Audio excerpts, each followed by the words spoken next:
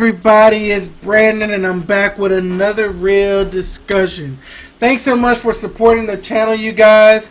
If you're new to it, please hit that subscribe button and don't forget to hit that like button so we can get this video out to as many people as possible. So today I'm going to talk about the fact that Democrats and more importantly liberals are promoting racism. And I'm going to read a quote to you before I get into it from Malcolm X. And he said that the worst enemy that the Negro has is the white liberal. It is the white man that drools at the mouth progressing to love Negroes, and they perpetuate the problems that Negro have. If the Negro wasn't taken, tricked, or deceived by the white liberal, the Negroes would get together and solely solve our own problems. That was from Malcolm X 50 years ago, and it's so sad that it's still continuing to happen today. And the reason why it happened is because they need that narrative in order to pull in the black and minority vote that they've come to depend on. If you think about it, the core of the Democratic Party isn't older, more experienced individual.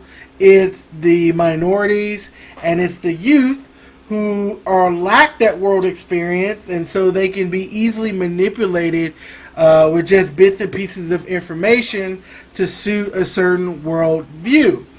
But I really believe, and I'm going to go through my facts, that liberals in general are the ones that are actively promoting and growing racism in this country. Let's talk about racism. So racism honestly is rare these days. And what I mean by that, before y'all jump in the feed and start giving me example, is I mean that the deliberate, aggressive, violent acts that we're so used to thinking of when we think of racism.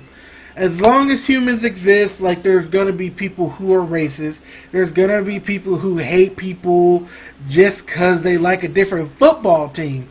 Let alone, the color of their skin, their religion, sexual orientation, things like that. But here's the thing about those people. Those people believing that way in today's world doesn't affect people like it used to. So it used to be that if a guy was racist and he wanted to say and accuse you of something, as a black man, you had to legitimately fear for your life, for your family's safety. Now it's just somebody being an asshole. And if we're trying to stop people from being assholes, well, we're going to have to kill off most of them because that's kind of part of human nature. But let's look at the idea of racist, because that word gets thrown around so often that it feels like everywhere you look, there's racists just crawling out the woodwork. But let's look at that definition. So it used to be that racists were people who believed that they were superior or that another race was inferior based solely on the color of their skin. It is a word that is rooted in hate. Now, it means whatever liberals want it to mean. And if you don't believe me, they have to go in, or they went in and petitioned, and it was accepted to change the definition of racism because the definition wasn't fitting the narrative that she wanted to portray. And her idea was, well, words have to evolve. But in my mind, and I think the mind of most logical, reasonable people, that if you have to change the definition of a word to fit your narrative, maybe it's about you and maybe it's not about the word. And if you notice, when you look at liberal, everything is racist these days. White people, conservatives, even institutions like school, police. I even read articles that say math and science are racist. 2 + 2 is racist. That's how insane that it gets. anything that disagrees with them or their ideology is someone who's doing something out of hate. Anytime you see disparities in situations, it's based on racism and hate and not, logical things like economics and culture. It's easy to say, and that's why they use it. It's easy to say because it's not provable, right? I can say, okay, so and so was racist, and they can't. It's hard to prove, right? You can't go and read their mind and examine their heart. If I call someone racist, they don't really have a defense of it, except I'm not racist, which people seem to take as an admittance of, well, you say you're not racist, you must be racist. Yes, it's as stupid as it sounds.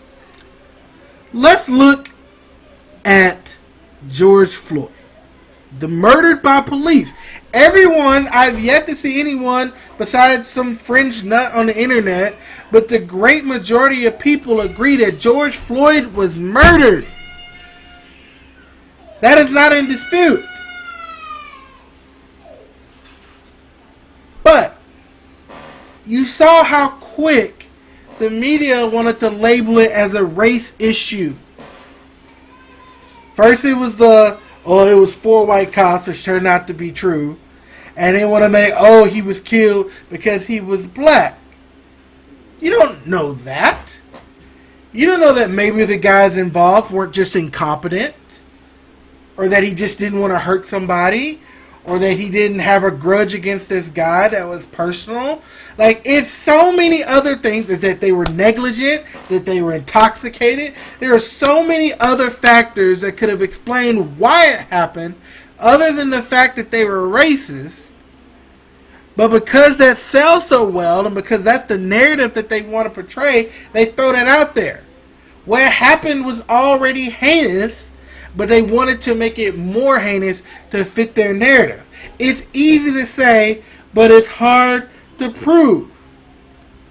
And the irony of it is that they're labeled racist because of the color of their skin. If they were black, if they were another color, they wouldn't have been called racist. Even if they were. Because people can be racist against their own color. That happens. But because they're white, we make the racist assumption that they're racist. It's kind of funny how that seems to work out. So I'm going to tell you how to stop racism. This is for the progressives. If you still manage to get this far and you're listening. How to completely kill racism. Well, I'm going to quote Morgan Freeman on this. Stop talking about it. Stop giving voice to the minority. And it is the minority out there. Like, you heighten it up. You have so many news articles that are going out trying to find every single possible scrap of this could be racist that they can find, and they're flooding us with it, and so it feels like there's more than it really is, because they're going out and trying to find it. And if you go out and look for something, you're going to find it, and when they can't find it, they're going to twist the facts until they can say that they find it. Stop talking about it. Stop giving these jerks out there who are calling the police on people for no reason, who are just being jerks to people because they're jerks. Stop giving them a platform. Stop making them into something. Ignore them. That's how you end it. The great majority of people are condemning these people. But you don't focus on that. You focus on the few idiots out here who are acting a certain way and then wonder why it feels like it's growing. It's an agenda. Stop it. And stop with the immediately assumption that everything has a racial component. Assume positive intent. Let me give you an example. Me and a white person are fighting. He punches me. You could say that it's because he's racist, but you know what? He probably punched me because I'm an asshole. My race doesn't have anything to do with it. It's easy to say, oh, that's a white guy, he punched me, he's racist, but that don't make it true. it's way more likely that I'm an asshole than that guy is a racist. And trust me, I've deserved a punch or two in my day. Racism is only proved by everything being equal. Everything has to be equal. That's the standard. If there's any other contributing factors, then racism is not proven. So let's look at the immigration debate. So a lot of people complain that conservatives view illegal immigration, like their views on illegal immigration, is a sign of racism, right? Because they're primarily talking about people coming up from Latin America. But the fact is they aren't for allowing one group to come in illegally and the other one they don't want. They're not like, okay, well, the Canadians can come in, but we don't want the brown people. That would be racist. But they're not. They're saying, hey, we don't want anybody who's illegal to come in. Latin America, Canada, or Europe. So because it applies to everyone equally, it is not racist. Now, you can disagree with it. I'm not talking about agree or disagree. I'm talking about the fact that all things have to be equal in order for you to label something as racist. And it's not if you apply everything being equal. So if you look at the justice system and you're like, hey, you know, the justice system is unfair. Are all the factors the same? Because if you're looking at me and looking at this poor kid whose family with one parent who's living in poverty and comparing his experience to the guy whose parents are rich, it's going to be different. Socioeconomic status is the biggest determining factor. All things have to be equal. It needs to be the same judge, the same circumstances, the same city. You cannot pick and choose information to make something bigger than it is. There's disparities in everything. That's the first rule of economics. You're going to find disparities, but you can't draw conclusions from them without making all things equal. It's easy for me to say, oh, well, there's a inequality gap with how much black people make and white people make. But then I go and look at it and say, okay, well, 70% of black homes have a single parent. That means there's one income, which means they're more likely to be in poverty. So how are you comparing apples and oranges when all the factors are not the same?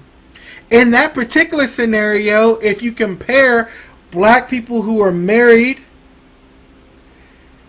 so two-parent home, with white families that are two-parent home, in some cases the black family is actually higher because that's more of an equal comparison than comparing apples and oranges. It is time for us to stop believing this narrative and for progressives to stop perpetuating it, for the media to stop perpetuating it and dividing people for views. They are the ones who are growing it. They're the ones who are changing the definition so they can continue it. And they're the ones who are ultimately responsible for stopping it.